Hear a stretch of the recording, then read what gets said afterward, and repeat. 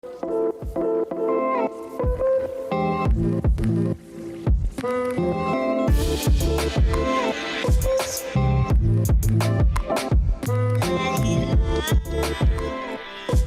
this is Sanyam Bhutani, and you're listening to Chai Time Data Science, a podcast for data science enthusiasts where I interview practitioners, researchers, and Kagglers about their journey, experience, and talk all things about data science.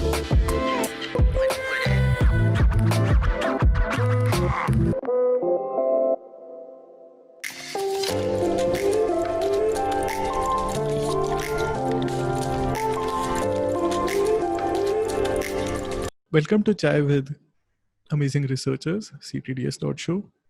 In this episode, I get a chance to interview, at the time of recording, a researcher at Oxford BCG Group and an incoming research scientist at Google AI, Arsha Nagrani. Arsha has been working as a researcher intersection of audio, video, or audio and computer vision. To me, that's a really fascinating field, and we try to uncover what the field is really about. Arsha has created many interesting projects and also datasets for this intersection. She has also organized challenges, co-organized challenges for problems in this domain. We talk about all of these. What does research for Arsha look like? What does research and the interesting research projects in this intersection look like? This interview contains a lot of rich advices for research or even computer vision, broadly speaking. So I hope you enjoy it as much as I did. Without further ado, here's the conversation. Please enjoy the show.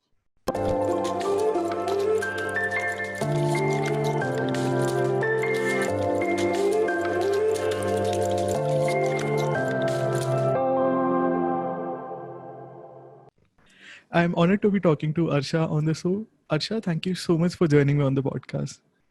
Thanks for having me. So I like to ask a lot of stupid questions to really smart people. I'm going to be asking a lot of stupid questions to you. But first, I want to know, how did you get interested in machine learning? And I think you followed a traditional path. At which point did you decide to follow this as a career? Yeah, so I actually got into machine learning kind of by accident. So I did my undergrad at the University of Cambridge, and in my final year, I had a summer internship at a hedge fund as a computer scientist. But last minute, this fell through. They found someone else for the job, and so I didn't get it. And I found that a professor at Cambridge was actually advertising a temporary undergrad research position for the summer. And this was on a computer vision project to classify lettuce from the farm as being infected or ripe or ready for harvest just from like a camera system. And so it was they wanted to make this tool for automated harvesting. And so, I mean, it sounded interesting. So I just kind of like took a leap of faith. I had no idea what computer vision was. I had no experience. I was just a computer scientist. And I'm so glad this happened. So this was the best thing that happened to me, my internship getting canceled, because the project was absolutely incredible. I learned a lot in like a few months, and I really enjoyed it because I was like hands-on, dive straight into a project. And I worked with a postdoc. And then after that, I realized, okay, this is great. This is something I want to do. And then from then on, it became my master's thesis. And then I applied for a PhD. And yeah, the rest is history. How did you approach learning computer vision at first? And I think many people try to dive into a project first approach. They fail because they feel they don't know the theory. Then they try to learn the theory and they give up midway. What would be your advice to such people?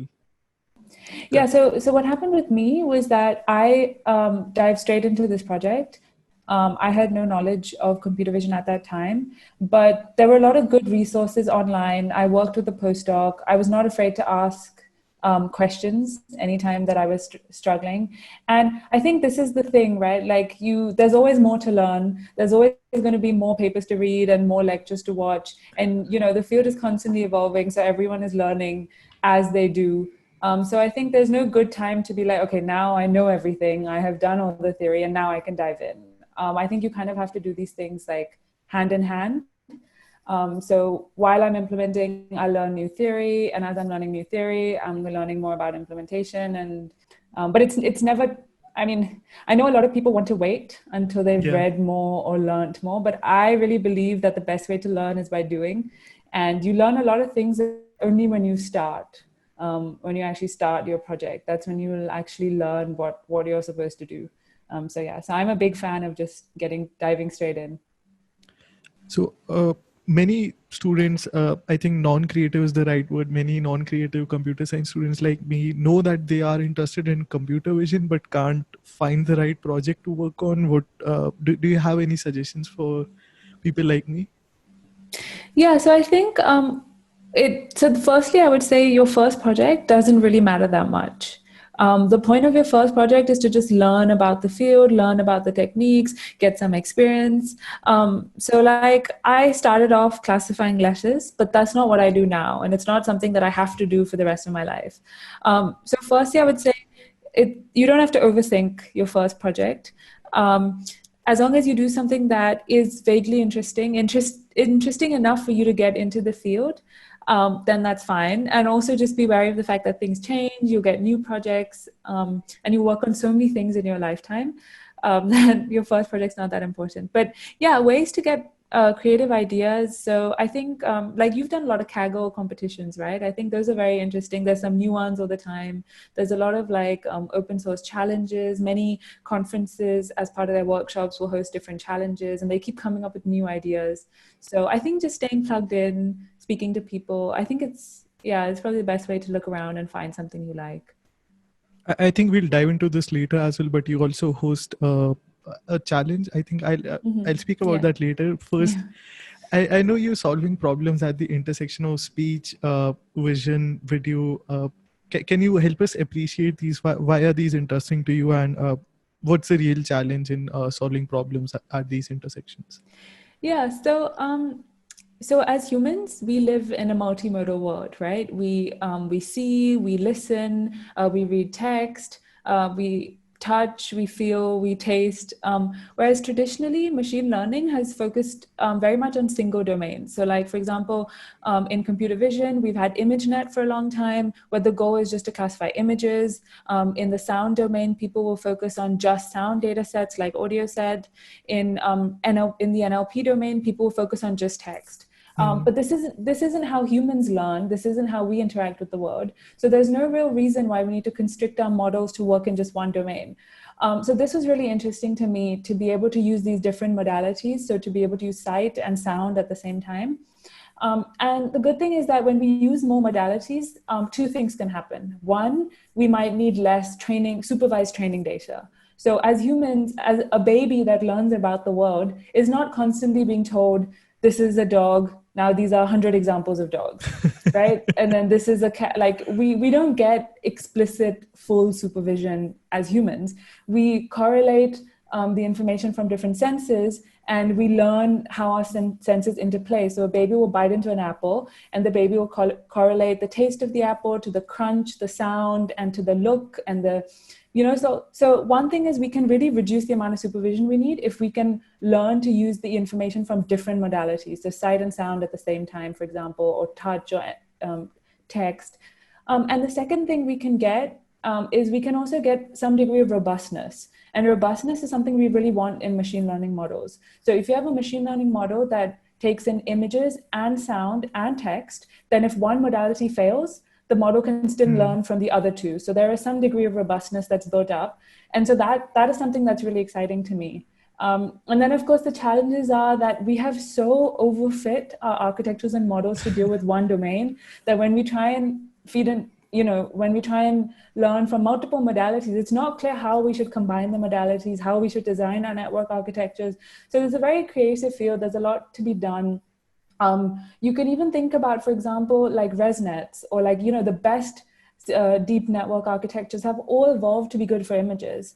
And then now if you want to apply them to sound, what people do is they just convert sound into a spectrogram, which is the 2D representation like an image, and then they use the same networks. But is that really ideal? Is that what we want to do for sound? Sound has very different properties. What happens when we want to fuse the two? Do we fuse them early on? Do we fuse them late in the architecture? So there's a lot of interesting and good challenges. So that's why I think it's a very exciting place to be, multimodal deep learning. Definitely sounds very fascinating when you put it like that. So how do we capture the nuances using models? What techniques are impactful in these? Because like you said, we have very much overfit our architectures to individual problems. How do we zoom out and create more robust models for these problems? Yeah, so I think one thing that's really kind of spearheading this field is video recognition research, because videos are by nature multimodal. Most videos come with a soundtrack. Videos have multiple frames. So unlike still images, you have this modality of time, you have motion. Um, and so when many people train video network architectures, they want to take in still frames. They also want to take in something like optical flow, or they want to take in sound, or they want to take in the speech. And nowadays, videos on the internet usually come with captions as well, right? So for YouTube, you'll have like a text description and a caption. So because videos are naturally multimodal, there's a lot of new video architectures are trying to do fusion across different modalities. And so it's a very interesting field. There's a huge amount of literature, so I can't even scratch the surface. But I think some things that are very interesting are mid-fusion or early fusion techniques. So traditionally, fusion would be late fusion, where you'd have a separate network that will take in the vision, a separate network that will take in sound, separate network of text. You make your predictions, and then you fuse them late. But now, interestingly, architectures are trying to take in these sensory inputs and then fuse them early on in the model. So sharing weights, or having lateral connections between these networks, so you're not fusing right at the end. So yeah, there's a lot of new architectures. The other thing that's interesting is different modalities might train at different times. So if you have a network that has a vision network, like a vision subnetwork and an audio subnetwork, it might be that your audio subnetwork will just train faster, because you could have a lower dimensional input, or from audio it's easier to learn, and so you have to balance these learning rates. So there's a number of different methods. Like sometimes you can drop one pathway, you can drop your audio pathway, like drop out at regular intervals, and so there's a bunch of different very interesting things. And I think it's a very fascinating intersection as well, in the sense that so there was a Kaggle competition recently that was multi-grained audio classification, if I may put it like that. And that's a really tough problem. If there was a way to combine different techniques, I think, I'm sorry, I'm not a researcher, so I'm just hypothesizing here. If we could use a really strong image model and a somewhat poor audio model, that might lead to better results. Yeah, definitely. So one area which I think is quite interesting is distillation, where you have a very strong teacher network and you try and distill that information into a student network. So we did this. So I had a paper a while back which was on emotion recognition. Now you have a lot of big image data sets for emotion recognition, but it's very hard to get good data sets for speech because it's a lot harder to annotate. So what we did was we had a face recognition model that was good for emotions, and we, as a teacher, and we distilled that information into a student model, which was based on sound for emotion recognition. So yeah, you're right. If you have one strong model, you can help transfer knowledge from one modality to another with like a teacher-student architecture. Do you know if transfer learning techniques are also effective in this area? Again, I'm sorry, I'm really not up to date with the No, yeah, literature. definitely. I mean, transfer learning is useful, I think, in most domains, right? Because anytime you have two different domains and you want to learn in one, but then apply in the other. So yeah, definitely. I wanted to use this to transition into datasets, because I know you have created one, and you have also collaborated with Dima, who I had on the podcast. So that allows me to drop a plug there. Yeah. Can you share about I think it's the VoxCeleb dataset? It's also a challenge now. So what is the dataset, and what do you think it will help accelerate in terms of research or projects? Yeah, so the way this happened was actually that it just happened again by accident. A lot of things seem to happen to me by accident. So I was doing a project with Andrew Zisman, my PhD supervisor, and we were trying to recognize characters in the TV show Sherlock. But we were doing this with vision alone, right? With just faces. And I thought that why wouldn't we use the speech, right? Because the speech is a strong, if someone's face is dark or their face is turned away, the speech might still be a strong indication of what their identity is. So we could use that. But then I went online and I found that there weren't that many good speaker recognition data sets.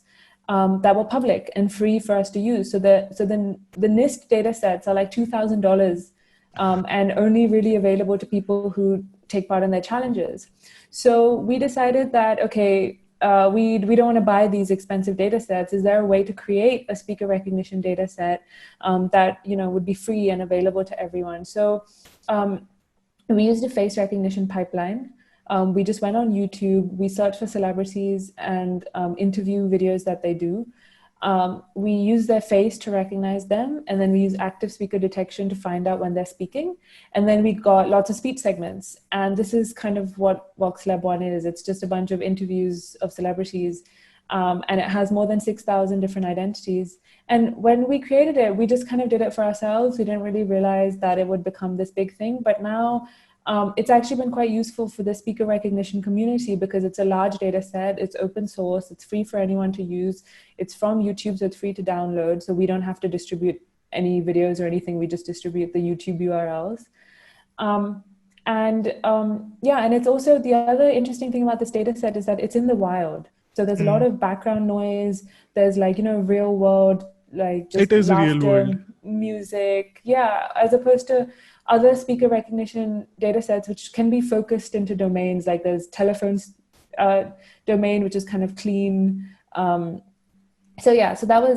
that's how it happened. It just happened organically. And then we did VoxCeleb 1, then we were like, hey, but we can get a lot more. So we did VoxCeleb 2, which is like 5 times the size. And then we decided to have a challenge. And then the challenge is just speaker recognition. This year, we now have 3 extra tracks on the challenge. So we're doing self-supervised learning. We've added speaker diarisation, which is breaking up a long multi-speaker segment into single speaker segments. So it's solving who speaks when. And now we have a workshop. So there's just lots is happening. I think it's a recurring theme that following your passion and just chasing curiosity can lead to very interesting results. Yeah. So you mentioned speaker diarisation. I'd love to discuss your work on this. And for the audience, I'd just like to speak out the name of the project. So if you're lazy, you don't have to check the show notes. You can just Google it. Spot the conversation, speaker diarisation in the wild. I try to get into projects of researchers to also understand their approach. So if you could share your approach to research and leading up to a highlight of the project. Yeah, so I think that a lot of stuff, so one of the great things that I like about research is that you're not just solving problems that don't already have solutions somewhere, but you're also trying to come up with different problems that need solving. And when we were doing VoxCeleb, we realized that we're doing speaker recognition, but it's a very isolated scenario, right? We're assuming that we already have these segments where just one person is speaking. And all we're doing is trying to recognize who it is. But that's not how things are in the real world, right? Like even this conversation I'm having with you, there are 2 of us speaking in this conversation. And so first, even when you want to do speech to text, you want to do anything with speech, first you have to break it up into who is speaking when, right? So we're going to separate my segments from your segments. And then we'll recognize that my segments are me and then your segments are you. And then we can do speech to text and, we can analyze other things. I manually transcribe all interviews and I use some tools. It's a good challenge. Job. Good. I commend this effort. So this is like a good pre-processing step, obviously, that's very useful. It's called speaker diarisation. And we thought that, since we already had, we use vision to help us create a speaker recognition data set, maybe we can use vision again to try and create a speaker diarisation data set. And this is something I like doing. I like taking tools from one modality and using it to help another one. So this is what we did with speaker diarisation. We used vision tools. So again, face recognition, active speaker detection, and speech enhancement, and we combine audio-visual speech enhancement, and we combine these to create a diarisation data set, which we've named Vox Converse. They all start with Vox, and then it's part of our new challenge. So interesting. To understand how do you approach these ideas? For example, how do you come up with ideas to apply to problems? And once you have an idea, how do you go about experimenting? What does the pipeline for you look like? Yeah, so the pipeline for me is that, so firstly, these are just the ideas that have succeeded. I have a lot of ideas that don't do anything and they fail, right? Those are the ideas that people don't talk about, which they should. But yeah, so it might seem like my ideas work, but often they don't. So if I have an idea, I like to first do a very pilot, kind of like an MVP, like a minimal viable product. See, what would it work? See if I can try like a test study, like a small toy data set or problem. And then the second thing is to do a really good lit review. So even when I'm creating a data set, the first thing to do is to just see what data sets are out there, what are they like, how have they created them, what are their failures or failings, and kind of put your problem in context. And then the other thing I like doing a lot with my research is to speak to other people. So I think research is best done collaboratively. I love working with others. And when you speak to someone, you can there are things that you don't even notice. Like you don't even think about the problem this way, but someone else's perspective is really useful. So I love working with people in my lab. I'll speak to my advisor about it. And then these discussions just spring. And from these discussions, I think lots of really good ideas happen. So then I'll speak to someone about it, then we'll collaborate, and then we'll see. At that point, it could fail. I think a very important thing is to know when something is not working and when you've given it enough time and effort and you have to just stop and move on to something else. I think that's a skill that I've learned in my PhD, which can be very hard at the start, but knowing when you failed and when it's time to move on is a good skill. I think it's tricky given you get invested a lot into a project, and it's hard to put a stop. It is. It definitely is. Yeah. So I'd also like to discuss another project of yours. It's titled again for the audience, Condensed Movie, Story-Based Retrieval with Contextual Embeddings. Can you tell us about that? Because I think that's also a very interesting one. Yeah, so I think one big limitation of today's video architectures is that they only span very short timescales. So like a state-of-the-art video recognition model can read in like 10 seconds of video. But as humans, we have a video stream constantly, right? And we have memory. We can remember things that happened ages ago. We can remember things that happened an hour ago. We can watch a full movie and understand it. We don't need to see 10 seconds at a time. So that's something that's really interested me, is how we can do this long range video understanding. And we wanted to create a data set that will allow us to understand movies, so like full stories, because if you can understand these full stories, then you can say that our model is actually doing video understanding. But movies, okay, so there are lots of issues with movies. One, there's like copyright issues, right? You can't just make a data set of movies and release it. And then secondly, movies are too long. They're like 2.5 hours. How are we going to get a model to learn 2.5 hours if it can only do 10 seconds now? So what we did was we tried to get these condensed movies, which are just the key scenes from a movie. So each movie is just 20 minutes. And all these videos are from this YouTube channel called the Movie Clips channel. And this just happened organically. We were like, how can we release a data set? And we're like, oh, YouTube is free. Let's do that. So we went there, we found this Movie Clips channel. We found that they are actually the key scenes of a movie. We aligned them to the plot sentences of movies. So we downloaded plots from Wikipedia, from IMDb, and our data set is more than 3,000 movies. And then for each video clip, we have this description of what's happening in the clip. And this comes from YouTube free. So we created this retrieval task where, given this description, find the clip in the movie. And this was interesting because we use past context, we use future context. So you can't retrieve a clip. So we did this. So I've spent a lot of time, and Max is the first author of the paper. So he spent a lot of time like trying to do the task himself, like given a segment, how would he retrieve a scene from a movie? And, you have to look at the past. You can't just look at each clip in isolation. So yeah, that's how the project came about. I think Dima also mentioned this in her interview. YouTube is such a rich library of content. I think she mentioned that the instructional videos are also really interesting because you already have all that annotation around what's going on in the video. Exactly. Yeah, that's a very good source of information. Another topic I want to touch upon is, especially with vision, a lot of hardware is required, and that hinders indie researchers. I think that might change with the 3090s. But do you have any advice for some such people? Undergrads rely on Colab or cheap instances. Yeah, so actually we had a challenge at CVPR this year where we wanted to actually address this exact problem.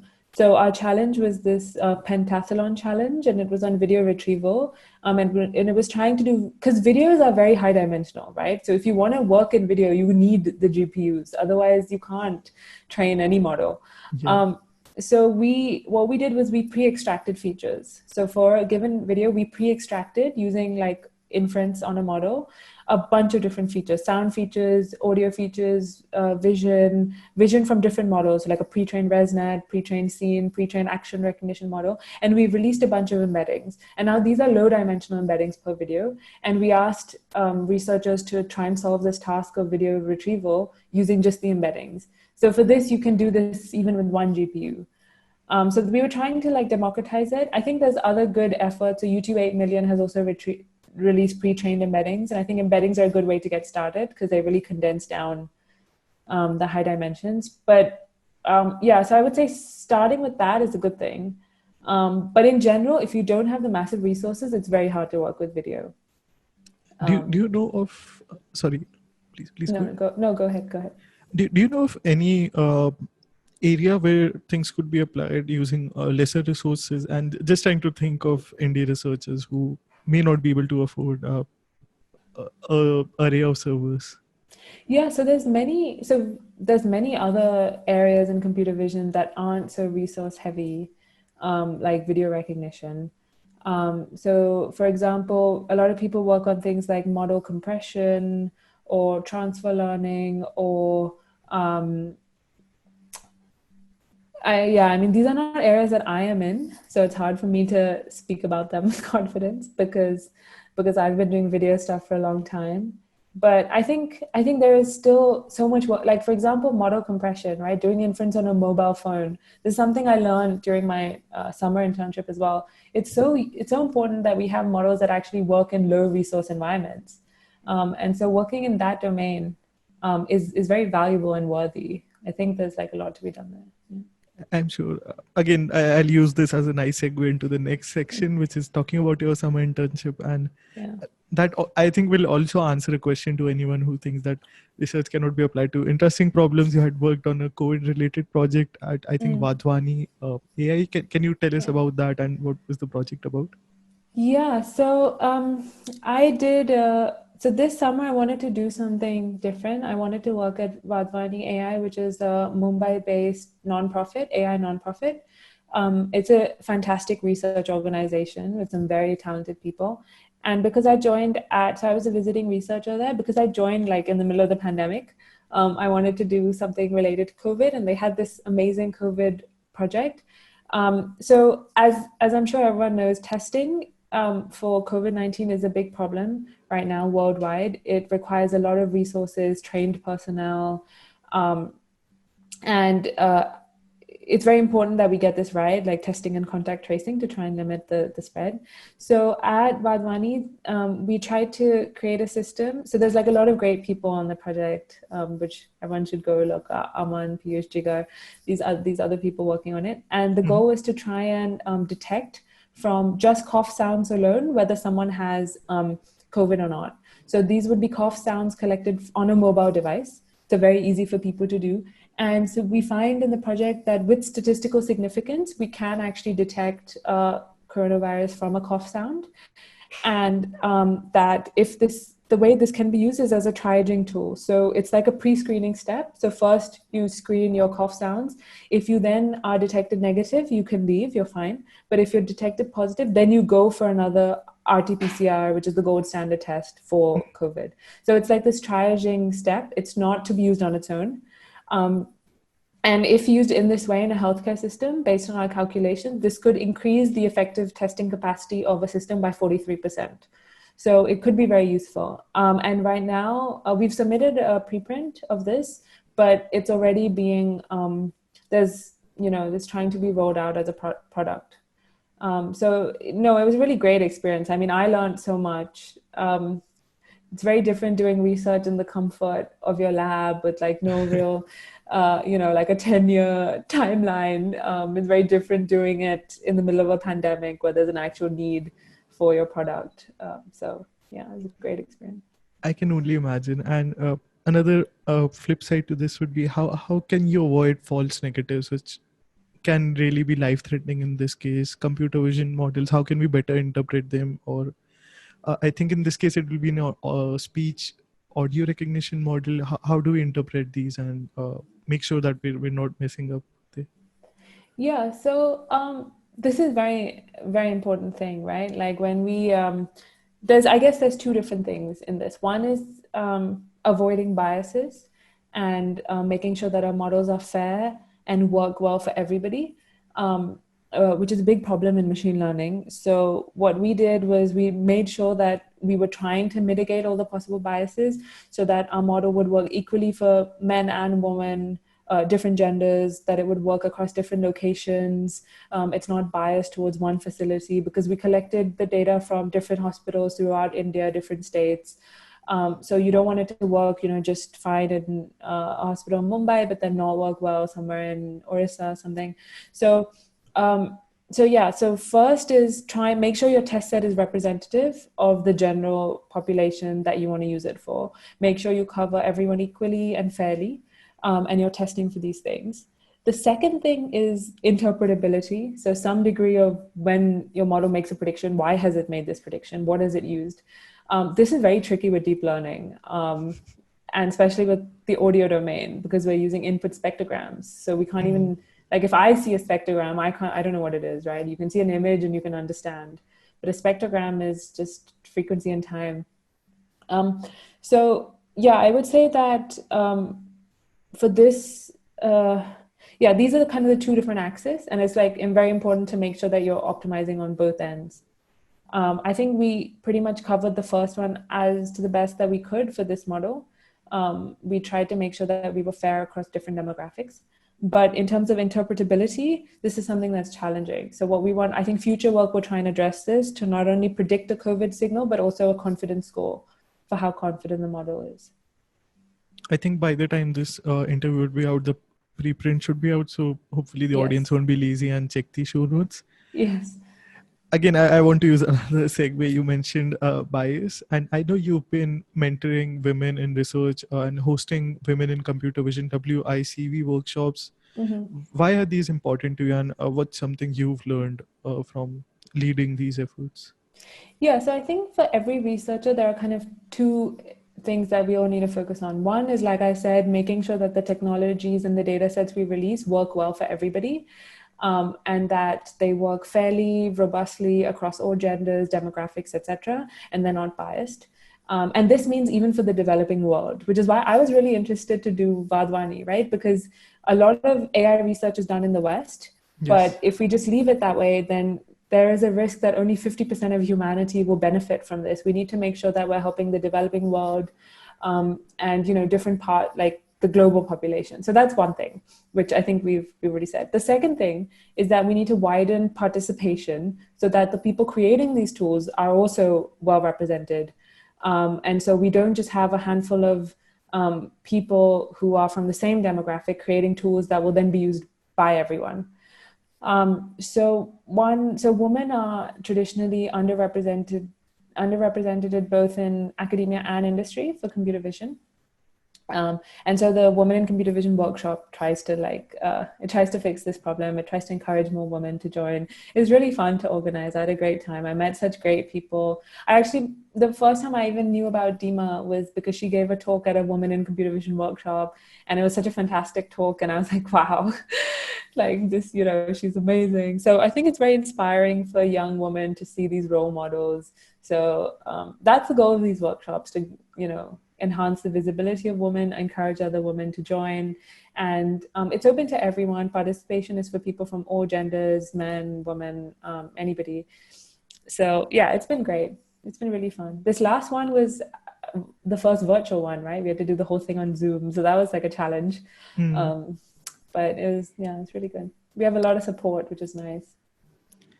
How can people who aren't aware of this, how can we make sure that they're also contributing, or how can we help improve this situation? I had been contributing to it. I only had a 10% women ratio on the podcast. It's more than that now. I don't want to just quote the number. I know it's higher. So I've tried to improve there. But in general, do you have any advice for all of us as a community, as a field? Yeah, I think awareness is the main thing. I think a lot of people are starting to be aware of these situations, like, problems. And I think the thing is that um, everyone has some privilege that helps them, and everyone has some things that make it harder for them. So just to be like sensitive to your colleagues, to be aware of just be kind to people, and yeah, I think I'm just trying to do the best that we can. But I think awareness is really important. So I've heard a lot of people who just don't know that these issues even exist in the first place. So, speaking to people, attending workshops, kind of things are good. I was actually made aware of it by one of my mentors who I actually got to interview, and she mentioned that, hey, this is a problem on your podcast. You need to fix it. Yeah, no, it's really nice that you're doing that then. So I'd like to ask one final technical question, and this is a repeat question. Every time I get very interesting insights on this. What is your advice to aspiring researchers who are just starting out in their journey? So I think my biggest it's a tough question. There's so many different things. I would say one thing is don't be afraid to ask questions that you think are dumb. Because there's no such thing as dumb questions. I think a lot of people who join the field have imposter syndrome, and they think that everyone else is so smart and like I don't know anything, which is just not true, right? Like everyone is learning as they go. And I think finding a good person you are comfortable asking dumb questions is really important. So for me, I found a postdoc and I would just ask them whatever, and that was actually very useful because you can move much faster if I really think people are the best asset we have, like people around us, and so asking for help is like very crucial. I think that's and yeah, I would say that's the best thing starting out. I think it's also almost easier now to approach people thanks to the pandemic, because almost everyone is online on Slack communities almost all of the time. Yeah. No, that's a good point. I mean, I've had a lot of people reach out via email, and then I've also started sending people emails about opportunities, questions. I always email every time I have a question about a paper, I always email the authors. And I think mostly I get very good responses from the first author. So that's something I would really recommend doing. Sarah from Google AI, and I know you'll be joining Google soon, but Sarah from Google had mentioned this on the podcast that we will always underestimate how many important people will open up our email, especially when we're starting out our journey. Yeah. Yeah, this is a good point. I think a lot of first authors actually do respond to emails about their papers. So I try and respond to everyone who emails me. I'll have your contacts in the show notes. Hopefully, no one spams you. But I also have a few, actually, three questions that I'd like to ask you that came up in my research. These are more personal questions. If it's okay, I'll start with the first one. I know you've traveled a lot. You've lived in different cities across the world. Which is your favorite city right now, out of all of the ones that you stayed in? So, for personal reasons, my favorite city in the world will always be Mumbai. There's like no question, no doubt. Like it's the best place. That's where like my family is. That's where like I spent a big part of my childhood. So yeah, that's like easy response. But work-wise, I actually really enjoyed being in. It really depends on the people, not so much the place. So when I went to California for a summer, I got to work with really amazing people, and the weather there was great, so that was fun. But being at Oxford has been, I think I've worked with the best people ever at VGG. People from all over the world, and just such a big, large, welcoming lab. Okay. A slightly more difficult one, I hope. Your favorite book author, I think I know the answer to this, and your favorite movie of all time, if you had to pick one. How do you know my favorite? What is the answer? Is it J.K. Rowling? Yeah. Well, that was because like it's a part of my childhood. I read the Harry Potter books as I grew up, and so even now when I feel upset or like I'm sad, then I'll go and read those books, and it'll be like my safe space. Um, but yeah, no, I love reading fiction. I read a lot of fiction. I think it's a good way for me to relax. I think it's very important when you're working to set time aside to do other things. So for me, it's reading fiction and watching movies, and TV shows. So I watch a lot of Netflix shows. What have I seen recently that I really enjoyed? I really enjoyed The Marvelous Mrs. Maisel. I don't know if you've seen that on Amazon Prime, Okay. but that's like a really good TV show. I think this will be a tricky question for you. I hope I've done my research here. You need to pick between Sherlock and Game of Thrones. Which one do you like more?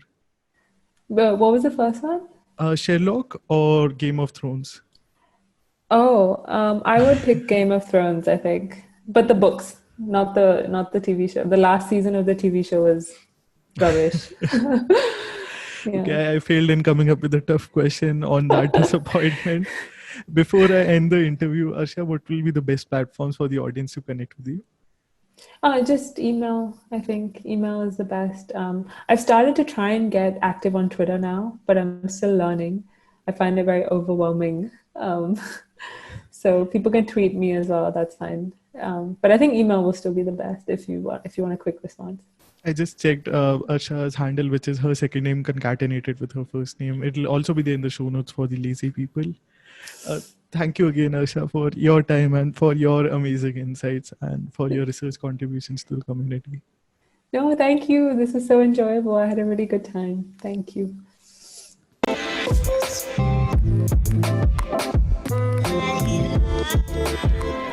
Thank you so much for listening to this episode. If you enjoyed the show, please be sure to give it a review or feel free to shoot me a message. You can find all of the social media links in the description. If you like the show, please subscribe and tune in each week to Chai Time Data Science.